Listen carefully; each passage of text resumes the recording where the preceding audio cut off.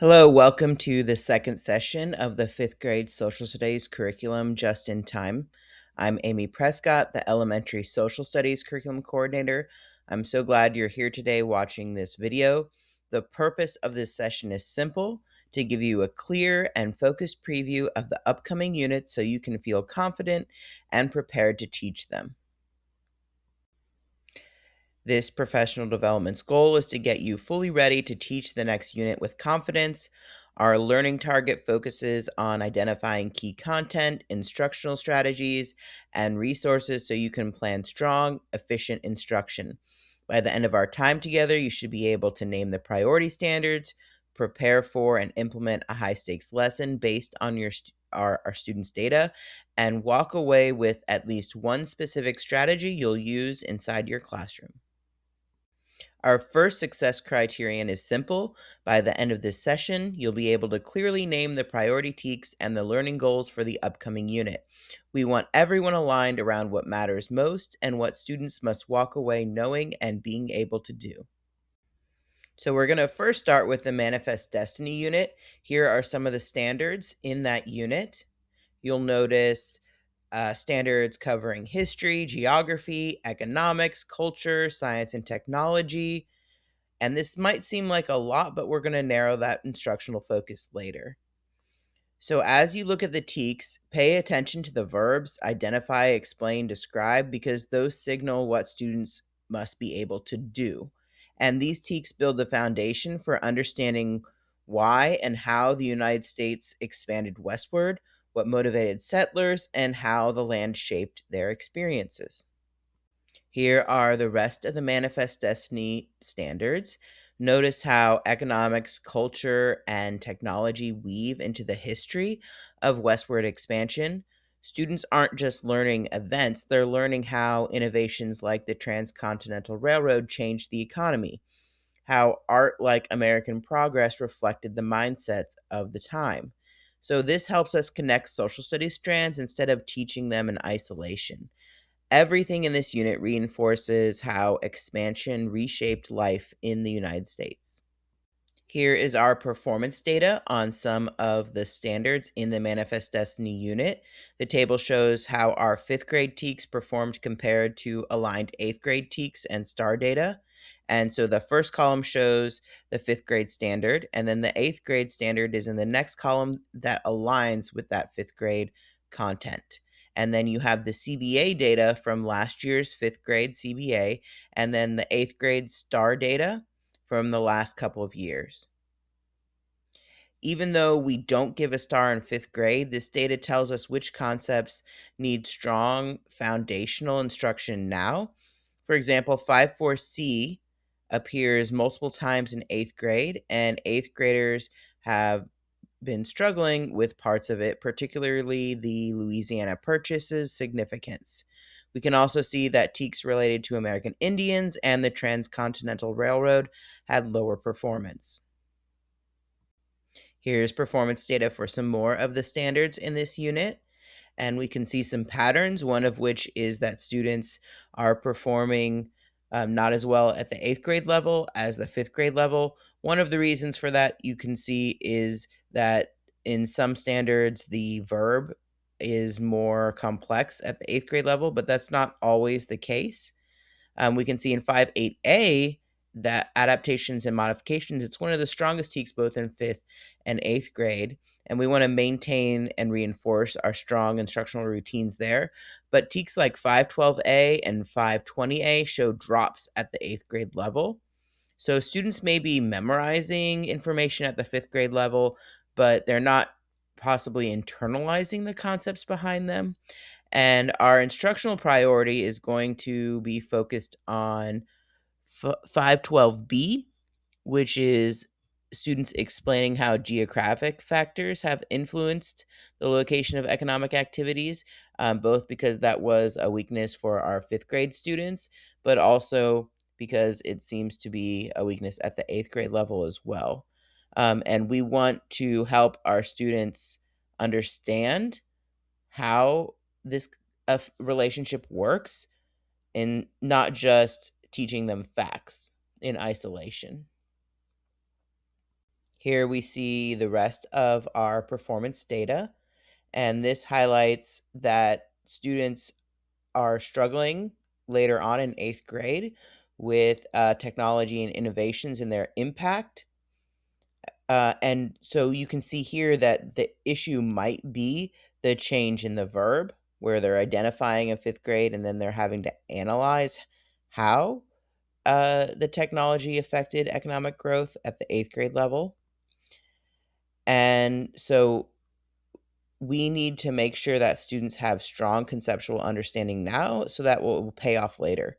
But also, just throughout all of our instruction, we should be emphasizing cause and effect relationships throughout the unit rather than surface level recall. And that will help students once they get to 8th grade being able to do that skill of analyzing cause and effect relationships. So here we have a graph that helps us visualize the performance on the standards. And you can quickly see that there is a general trend of students performing better at the 5th grade level than the 8th grade level. And we can also see which standards have the widest gap between our CBA and STAR performance at the 8th grade level. There's some inconsistent patterns. Some TEKS look strong and then drop dramatically later. And that tells us that students might be learning information for a unit test, but it's not sticking with them long term. Even though these aren't the same students, we can still make some guesses about why that might be. And our goal is to teach for transfer. So, helping students build reasoning skills and deep conceptual connections that will stay with them when they get to 8th grade. So based on our performance data, our instructional priority for this unit is geographic features and economic activities. There are other key concepts that students will need to learn as well, specifically westward expansion and territorial growth and manifest destiny. The Transcontinental Railroad is also an important part of this unit. They need to learn about the impact on Native Americans, the role of immigration and migration, as well as technological innovations, culture, art, music.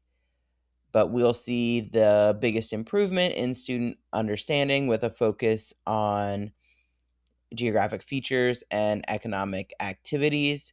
These are a big part of westward expansion.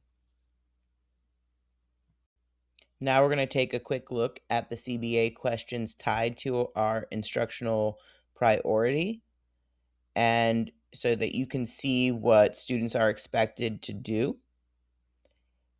This is one of those questions. Even though this question looks simple, it requires students to infer which economic activities match geographic features, in this case, the Rocky Mountains. This CBA item asks students to connect natural resources to early industries in the Pacific Northwest. Students can get this wrong if they're more focused on memorizing facts rather than thinking about what resources are present, what jobs naturally grow from those resources. And so we can help by modeling reasoning that's key to improving performance on these types of items. This is the second part of the last question that we looked at, and it builds on the same concepts of geography shaping economic activity, but it adds the layer of a map. Students must interpret a region and apply what they know about mountains, forests, and trade routes.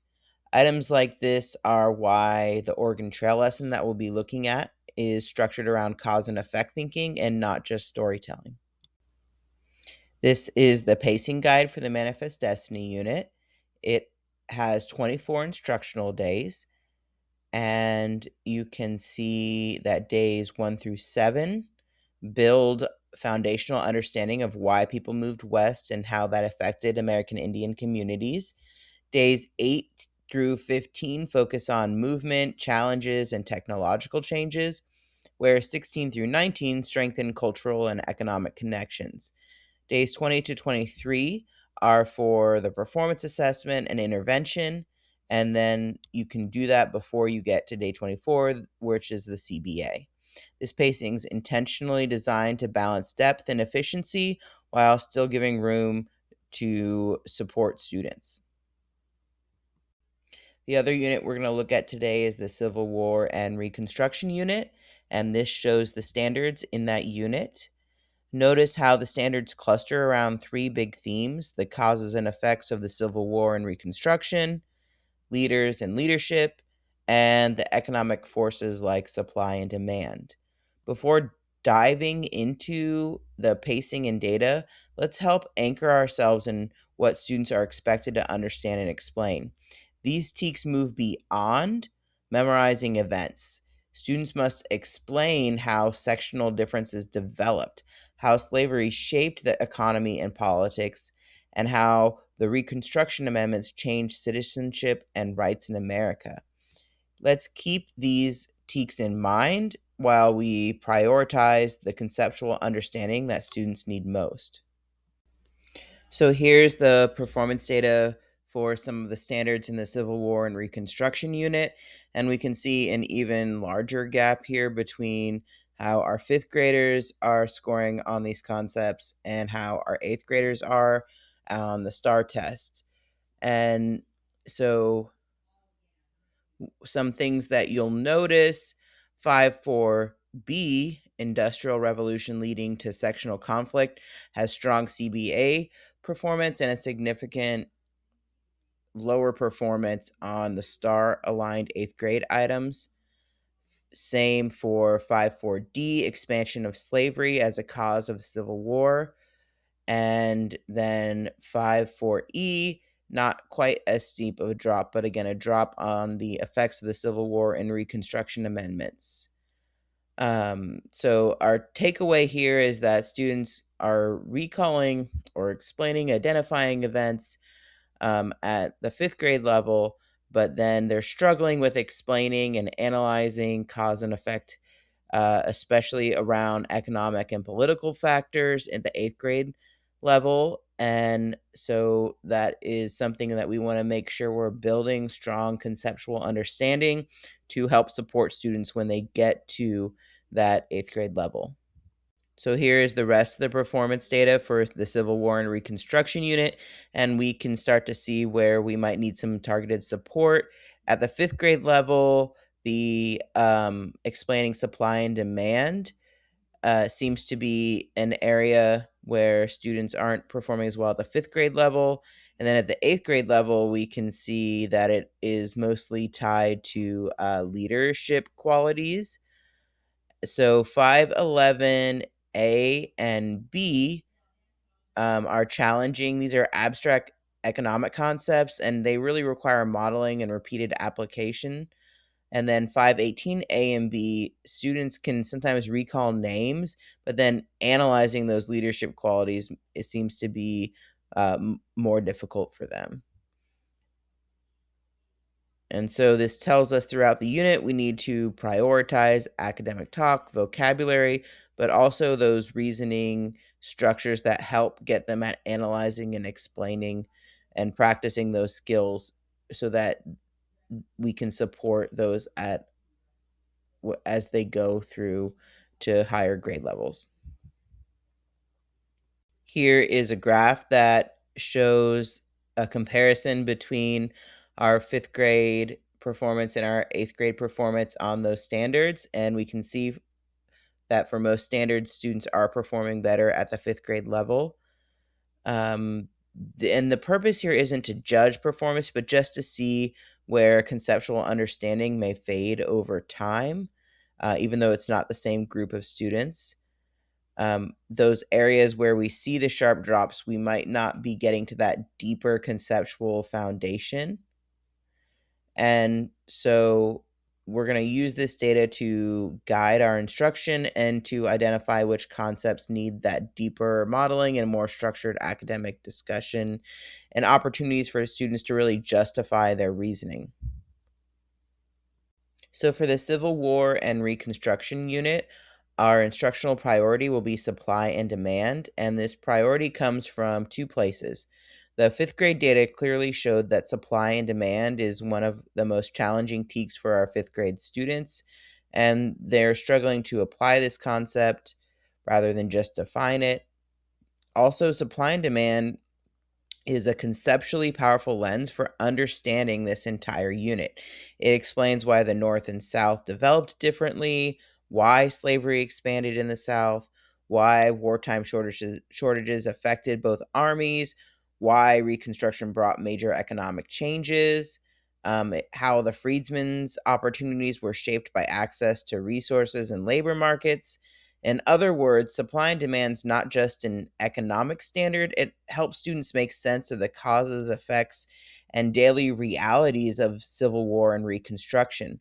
By centering this concept as an instructional priority, we build the economic reasoning students need and prepare them for more complex applications that they'll encounter in eighth grade.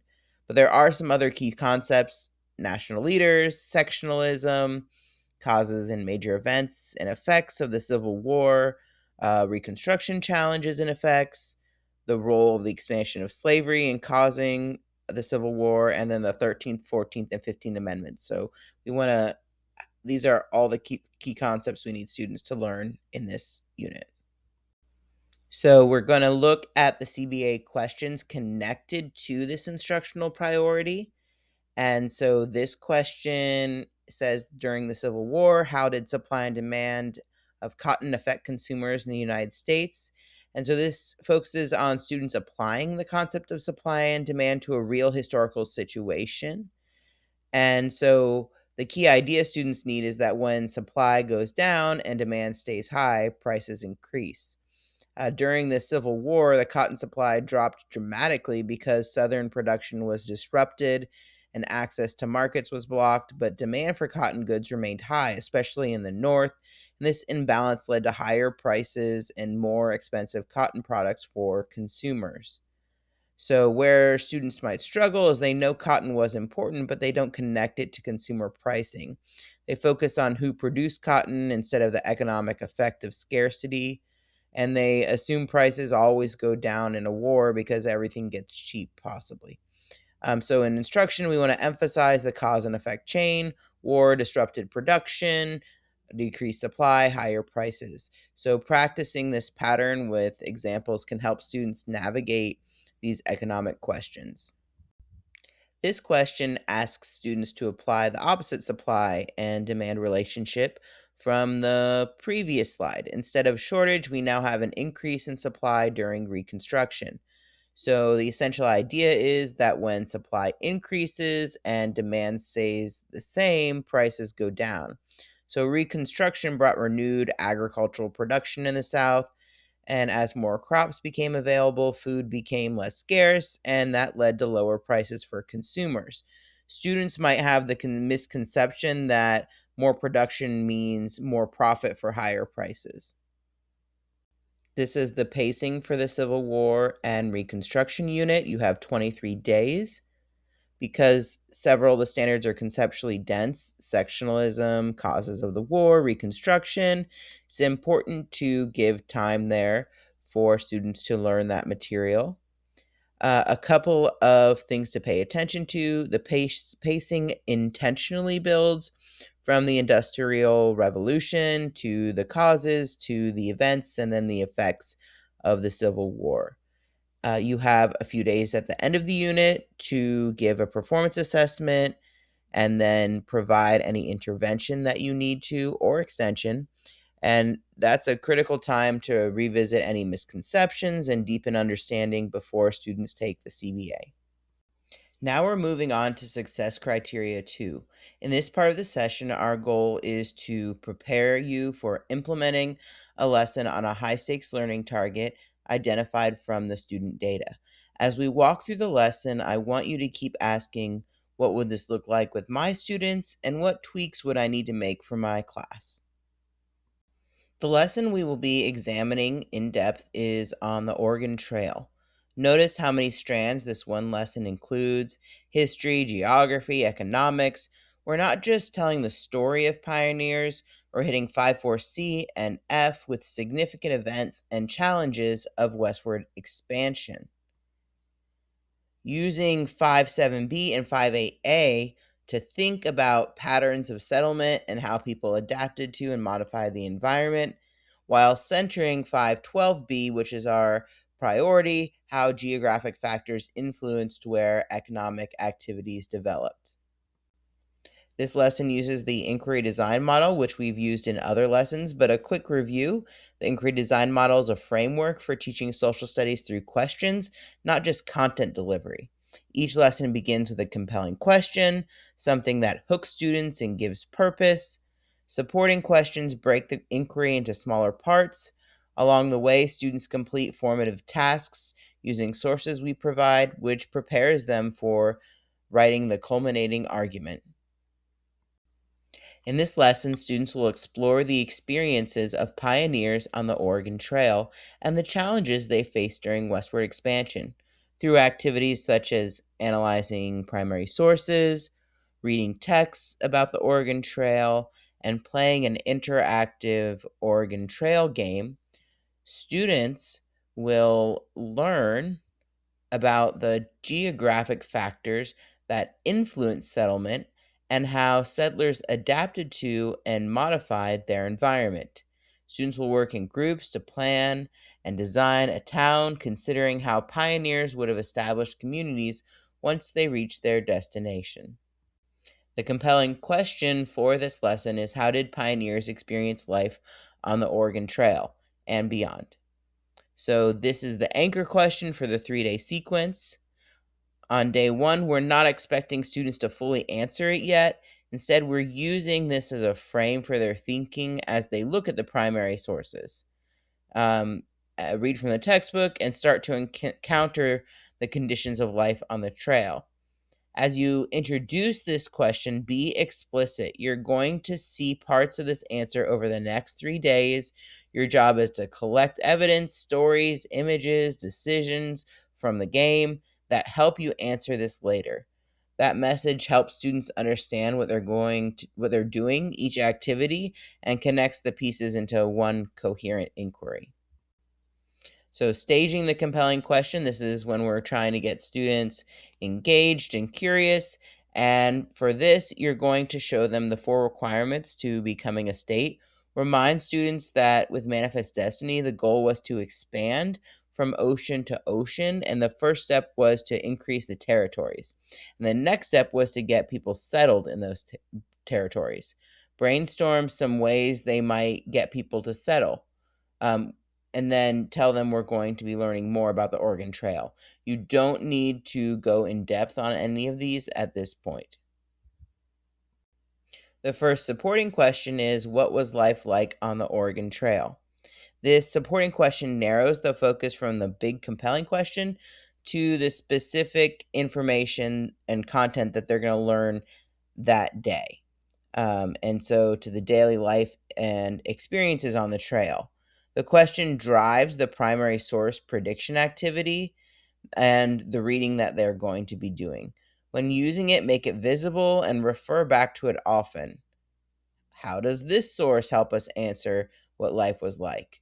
What new detail can we add to our picture of pioneer life?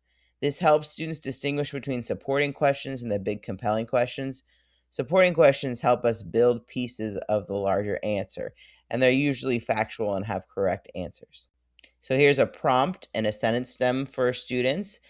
You should have given them at this point now the primary source supplement. It's also in their student notebooks if you're using the district student notebooks. And then in small groups, ask students to review the sources, the Western Trail, first 3 pages, and make some predictions about what they will learn. Jot their answer down on their paper or on chart paper or the whiteboard. And then there's also a template that students can have to take notes. Here is the template for students to use. It's in their student notebook. It has my predictions and my reflections with sentence stems provided.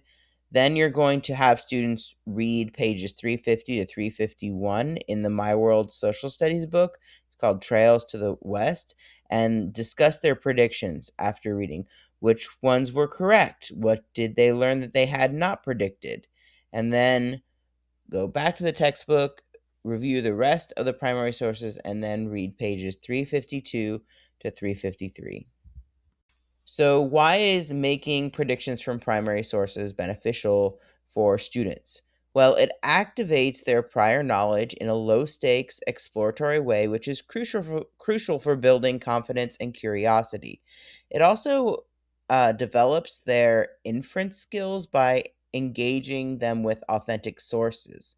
This is essential because it helps students connect the dots between historic, historical events and the evidence they encounter. Also, using primary sources provides language support for English learners by anchoring new content to sometimes visuals or concrete details. We facilitate understanding in a more inclusive environment. This approach ensures all students can participate actively and meaningfully. Finally, predictions create a purpose for reading.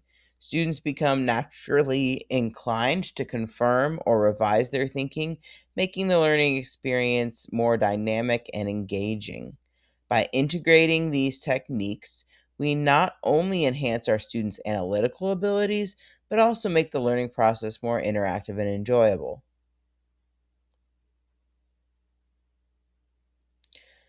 The prediction activity lowers the barrier to entry for all students. It lets English language learners and hesitant students participate with those visuals and sets a clear purpose for what we're doing in this lesson.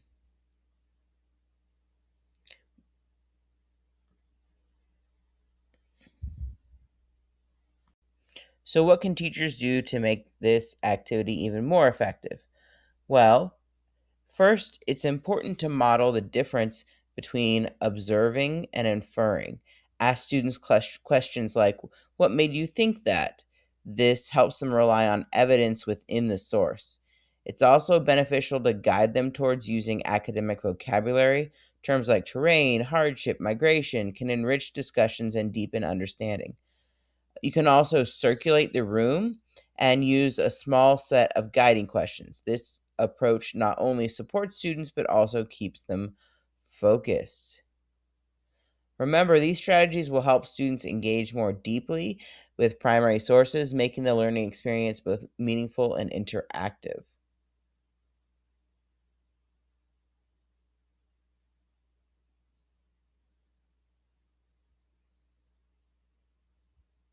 The next thing that students will do is watch a very short video that provides an overview of the Oregon Trail.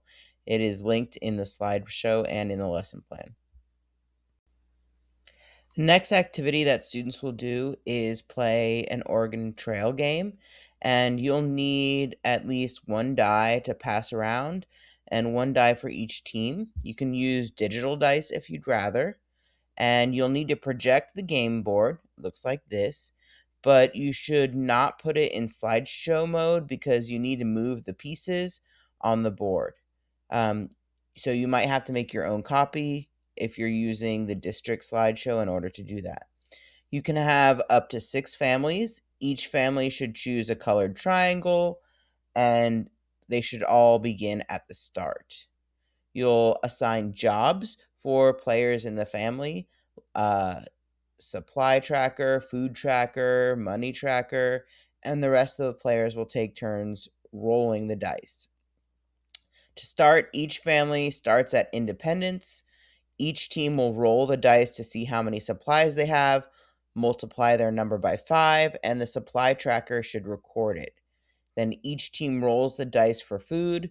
The number they get is multiplied by 50 pounds, and the food tracker records it.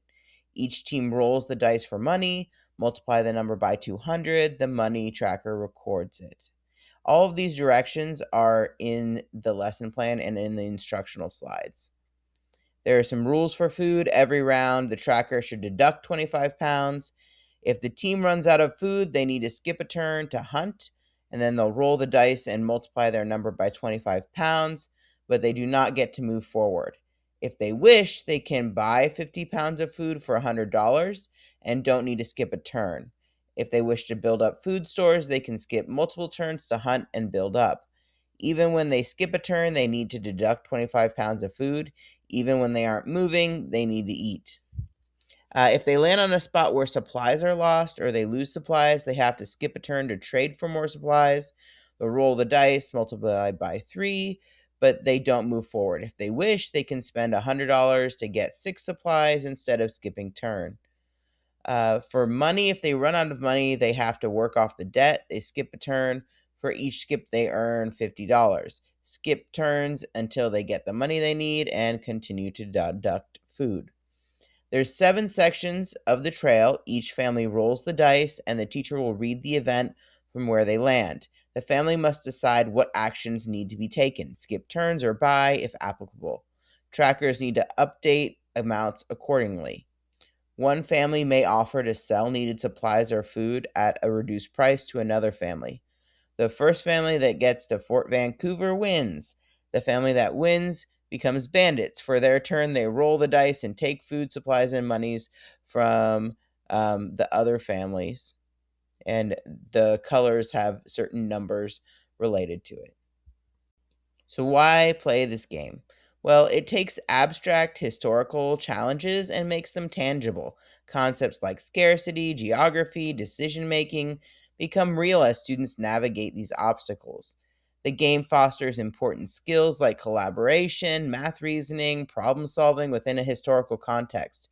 It's more than just a game, it's a learning experience that ties directly to the standards. Moreover, students face the consequences of geographic conditions firsthand. Imagine crossing rivers, climbing mountains, dealing with harsh climates. This not only creates emotional engagement, but it supports perspective taking, which is crucial for retention. By immersing in these experiences, students gain a deeper understanding of the challenges faced by pioneers, making history come alive.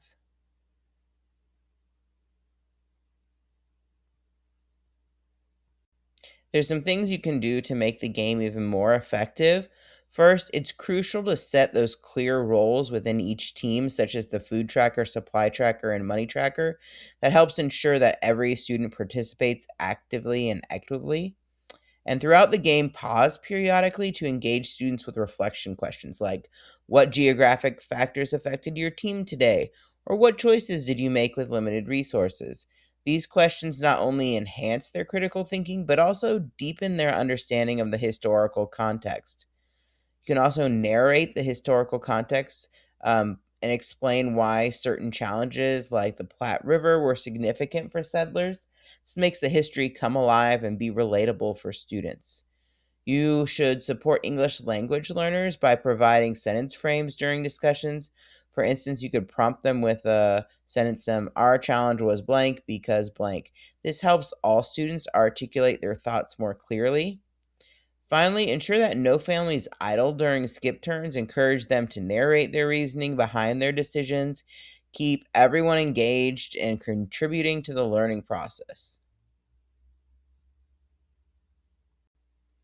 Now we have a little prompt for students to answer and a sentence stem to help them do it. You're going to ask students to think about a word they'd use to describe the pioneers on the trail and give 2 reasons they chose that word. And again, there's a sentence stem to help students.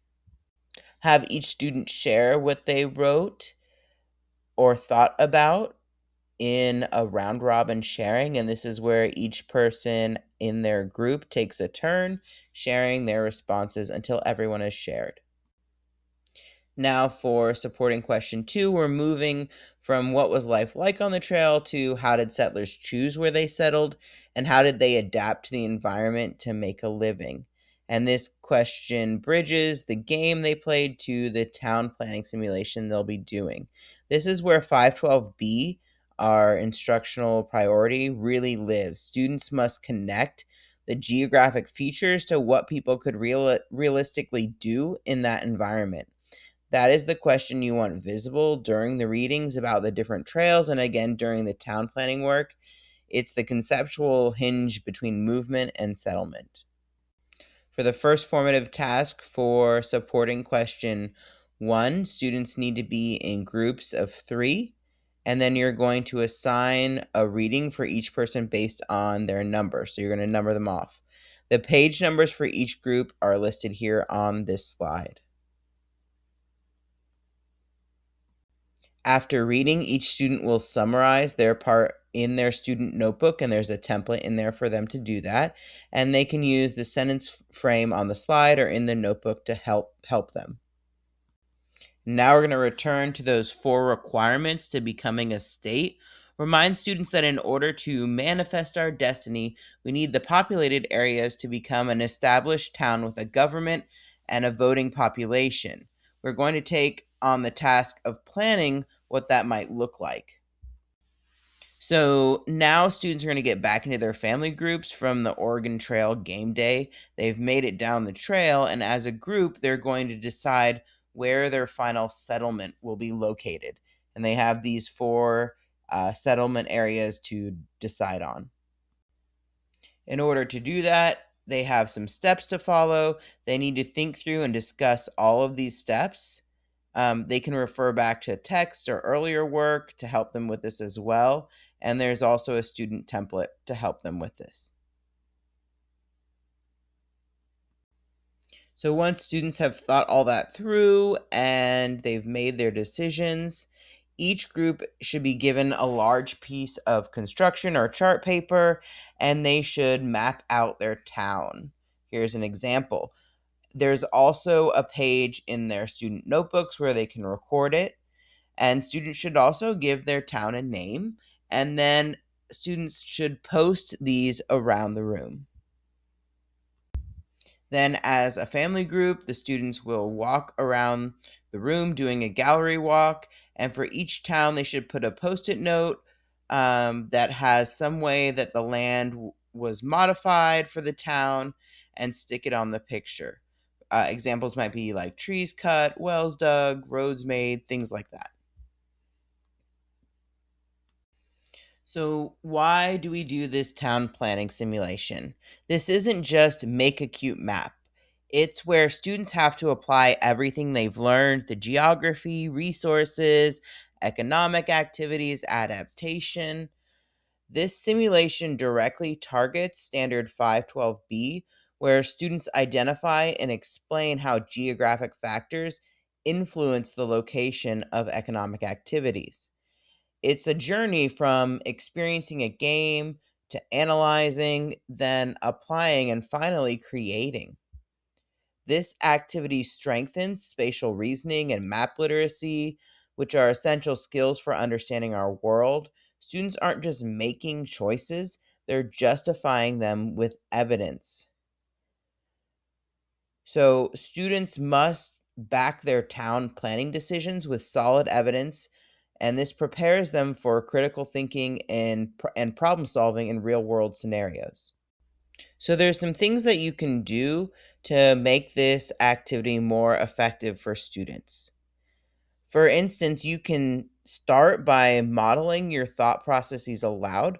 For example, you might say, if my town is here, what industries would grow naturally? This helps students visualize the relationship between geography and economy. Think Aloud's model the kind of reasoning we want students to internalize. You can encourage students to make connections between geographic features and economic activities.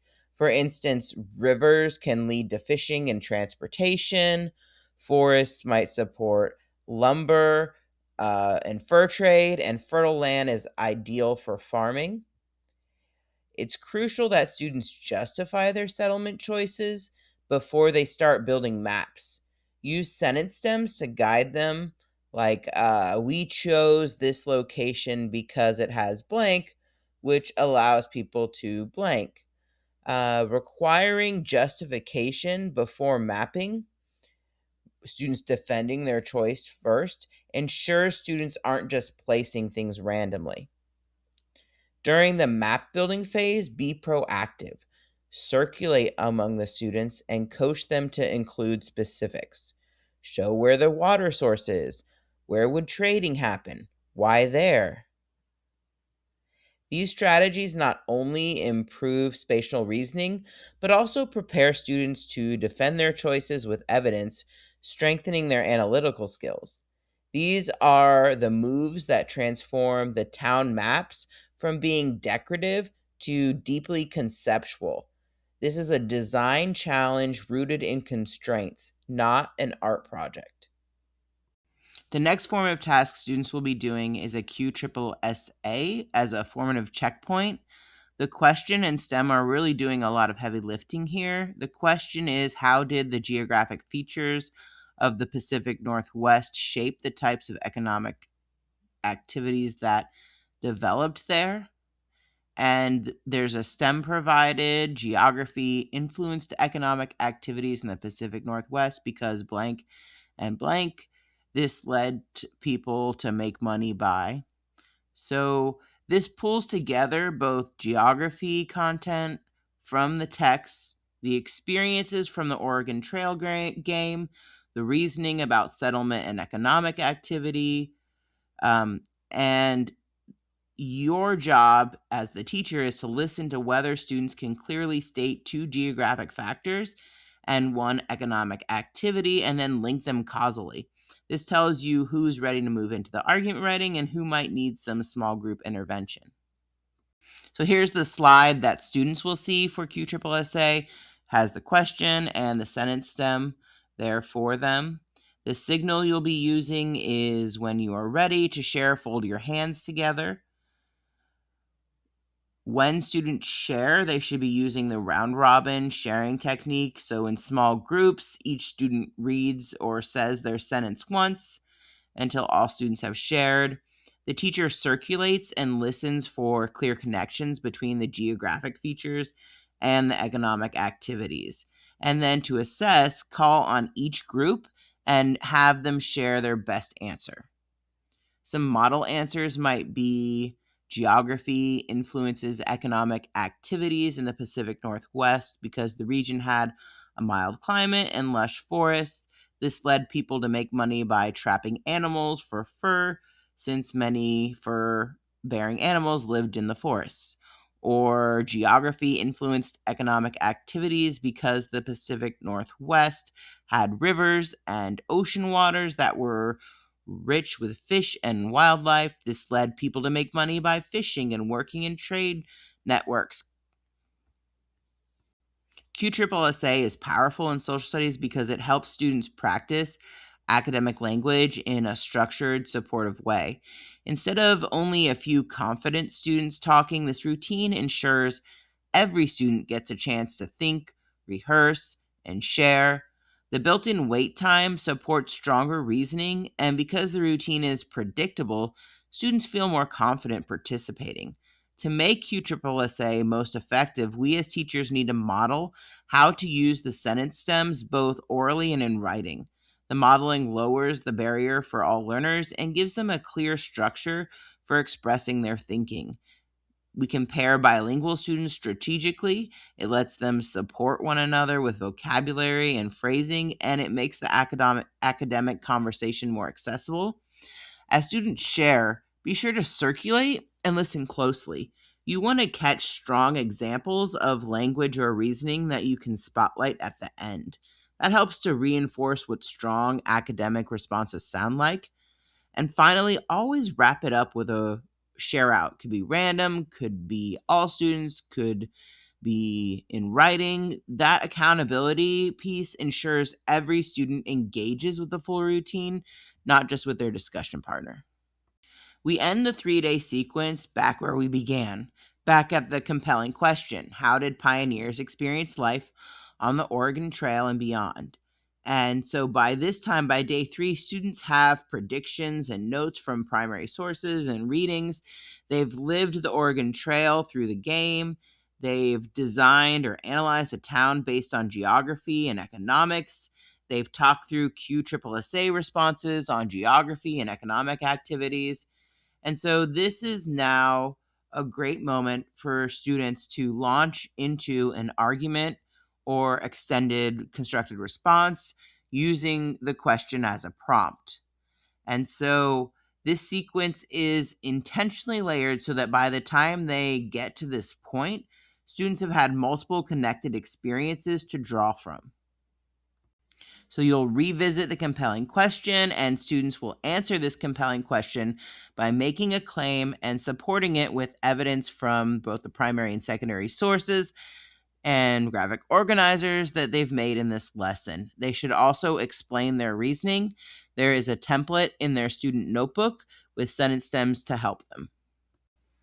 There are supports that we can provide to students during argument writing to support all learners so that all students can succeed.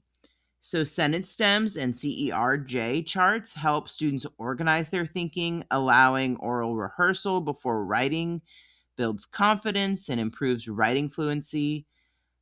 You can also, with some students, do a pre selection of evidence to support those students who get overwhelmed by too many choices.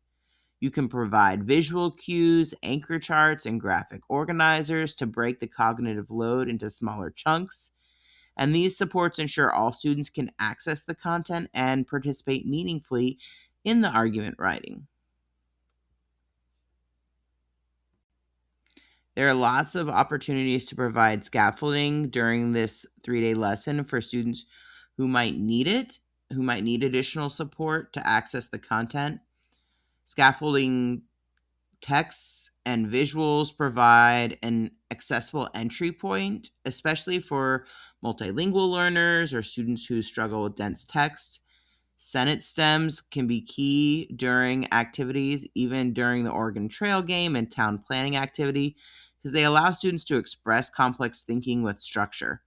And remember, not all students can jump straight into writing, so allowing oral responses or drawing responses first can help students organize their ideas before putting them into sentences. These scaffolds ensure all students can meaningfully participate in the inquiry. There are scaffolded texts with visuals included in the lesson already that you can give to students that need those. Also, providing structured roles and routines, like the roles in the game, like tracker, reader, recorder, and the routines like round robin ensure equitable participation and they reduce confusion. You can also provide math and tracking supports, charts or checklists for things like the food and supplies and money during the game, can help with the working memory demands. And then during the mapping activity, you can provide templates or even offer partially structured maps or graphic organizers that helps with the linking of the geographic factors to the economic activity for students who need that. Another thing that you can do is model the creation of a map ahead of time for students and think aloud what you would do before asking students to do it themselves. For students who are ready to go deeper, there are some enrichment opportunities that you can provide. These are for students who may already grasp the big ideas, and so this enrichment should push them into applying or extending their knowledge. They can research alternate trails, compare pioneer groups, or explore how different geographic conditions shaped different routes. Another option is having them analyze multiple possible settlement locations and justify which is best. This mirrors upper level social studies reasoning. You can also give students leadership roles, facilitators during group simulations or analysts during map discussions. These roles stretch their thinking without simply giving them extra work. Students may come to this lesson with some common misconceptions, or they might even develop them during the lesson. So let's look at what some of those might be. Misconceptions we commonly see during this unit, I want you to treat these as look fors during instruction. When students are predicting, playing the Oregon Trail game, or designing settlements, watch for moments where students reveal one of these misunderstandings and then stop and address the misconception either individually or as a whole class to prevent students from carrying inaccurate ideas into their QSSA responses or their final argument writing. Misconceptions aren't mistakes, they're windows into student thinking, and they help us know when to intervene. So, something that students might not understand is that not all pioneers had the same experience. Their journeys were influenced by several factors: health, weather, supplies, family size, timing, and route choice. It's important to understand that each family's experience was unique. Also, Contrary to what some people believe, the Oregon Trail wasn't a single straight path. It was more a network with multiple branches, cutoffs, and detours. Choosing the right route was a critical decision for travelers. Also, moving west was far from easy or fun. It was often a necessity driven by a search for land, economic opportunities, or religious freedom. The pioneers faced extreme dangers and losses along the way. Understanding these misconceptions helps us appreciate the complexities and challenges faced by those who journeyed west. Some other misconceptions that you might see is that everyone who reached Oregon settled in the same type of place. In reality, settlers chose their locations based on geography. Rivers, forests, coastlines, and fertile land all influenced the development of different types of towns and economic activities. This diversity in settlement locations led to a rich tapestry of communities, each shaped by its own environment. Another misconception is that geography didn't really affect what jobs people did, but geography played a crucial role. For instance, rivers facilitated fishing and trade, forests supported lumber and fur industries, fertile land was perfect for farming, and mountains either provided mining opportunities or served as barriers. Another misconception is the idea that all settlers immediately prospered once they arrived in Oregon, which is far from the truth. Many faced significant challenges and had to adapt. Clearing land, finding water, building shelters, and modifying the environment were all part of their reality. And understanding this helps us appreciate the complexities and resilience of those who traveled to the Oregon Trail. Students might also misunderstand what settling really means for pioneers. It wasn't just about building a home, it was about creating a whole new society from scratch. Imagine having to establish roads, dig wells, create trade areas, and even draft laws. The pioneers had to build community structures to support their new way of life. Also, students might not understand that Native American groups were not mere bystanders in this story. In reality, Native nations had a profound impact on the pioneers' journey. They influenced travel routes, trade practices, and safety decisions. And we don't want to forget that they were also deeply affected by westward expansion, and their ways of life were very much altered. Some students may need intervention or small group reteacher support after first instruction. So, here are some ideas depending on what students' needs are to provide that support. So, the first intervention is for students who walked away from the game without really internalizing the cause and effect relationships. So you're going to rebuild the Oregon Trail in a more simplified, guided scenario to help students focus on the big conceptual leap. Pioneers face challenges because of geography and limited resources. Slowing this down in a small group or one on one allows you to narrate and model the thinking they missed the first time.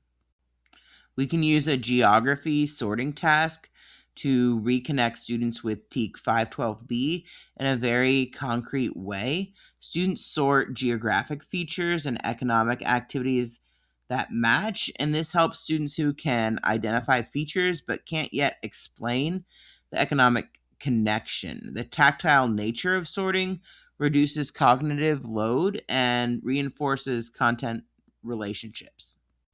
Some students may struggle with the primary sources.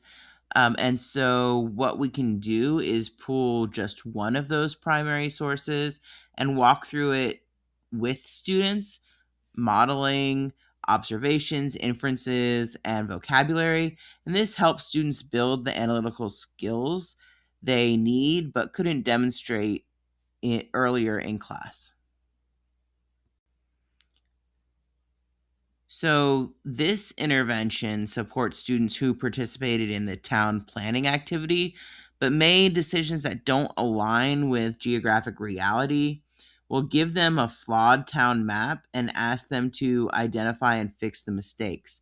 This focuses their attention on the reasoning behind settlement choices in a structured and corrective way. You can also do this whole class if your class needs it. You can pull up students' maps from your class and talk about what is good and what could be improved.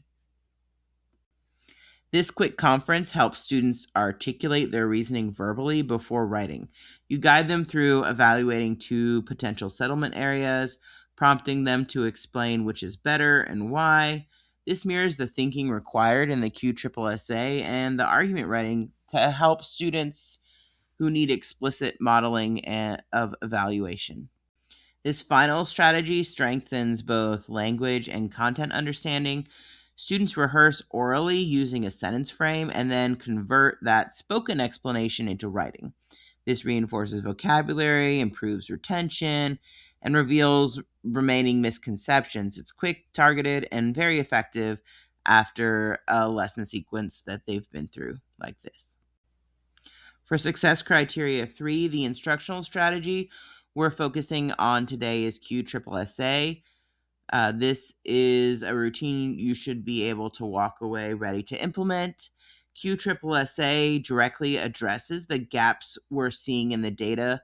Students can often identify facts, but they struggle to clearly explain their thinking, use academic language, and make evidence-based statements. This routine builds those skills in a predictable, structured way, and it assures every student engages with a rigorous question, gets time to think, practices academic language using a STEM, and rehearses their ideas with a partner before sharing out.